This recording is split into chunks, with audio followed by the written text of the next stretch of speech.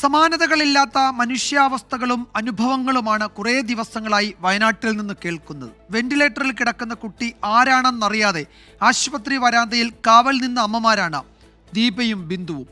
ചികിത്സയിലുള്ളത് തേടിയെത്തിയ കുഞ്ഞല്ല എന്നറിഞ്ഞിട്ടും അവർ അവനെ ഒറ്റയ്ക്കാക്കി പോയില്ല. ഉള്ളു തൊടുന്ന മാനവികതയുടെ മറ്റൊരു കാഴ്ചയിലേക്ക്.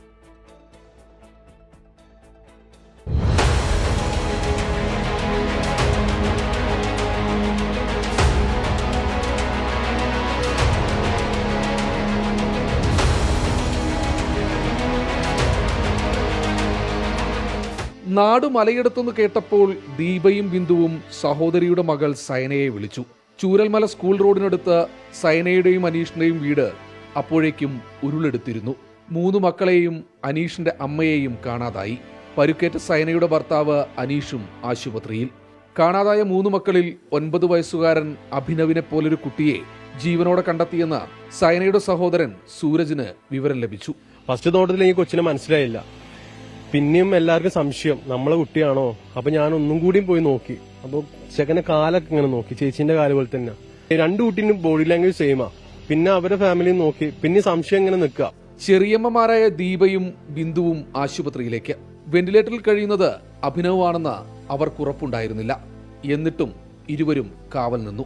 അകത്ത് കയറി കണ്ടപ്പോൾ മുഖമൊക്കെ വീങ്ങിണ്ട് സാറേ, തലയോടിന് പൊട്ടുണ്ട്, പിന്നെ കണ്ണ് സർജറി ചെയ്തിട്ടുണ്ട്, കൈ ഫുള്ള് പ്ലാസ്റ്ററാണ് മോന്റെ. അപ്പൊ നമുക്ക് ശരിക്കും എന്റെ കുട്ടി പോലെ തന്നെ അടുത്ത് പല്ല് 2 പേരുടെ ഏകദേശം സെയിം. അപ്പൊ ഞങ്ങൾക്ക് 3 കുട്ടികൾ സാറ്, 3 കുട്ടികൾ ഒരുപോലെ ഉണ്ടായിട്ട് ഒരു കുട്ടീനെ കിട്ടിയല്ലോ വിചാരിച്ചിട്ടാണ് ഞങ്ങൾ പ്രാർത്ഥിച്ചത്. 4-ാം നാൾ നീരുവച്ച മുഖത്തെ കനമുള്ള കൺപോളകൾ അവൻ മെല്ലെ വിടർത്തി. നിവേദയെന്ന് വിളിച്ചു. കുഞ്ഞു പറഞ്ഞു നിവേദല്ല.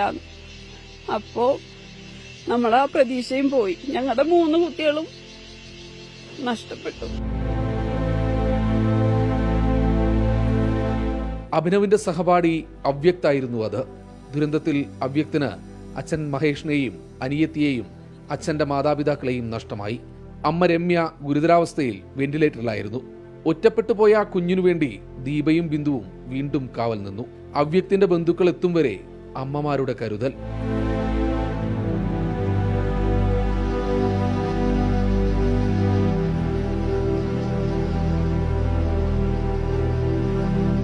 ദുരന്തം കൊണ്ടുപോയവരെ തിരിച്ചു കിട്ടിയില്ല. ഒരു കുഞ്ഞു ജീവനെ ജീവിതത്തിലേക്ക് തിരികെ കൈപിടിക്കാൻ കഴിഞ്ഞെന്നാണ് മനസ്സിൽ ബാക്കിയാകുന്ന ആശ്വാസം.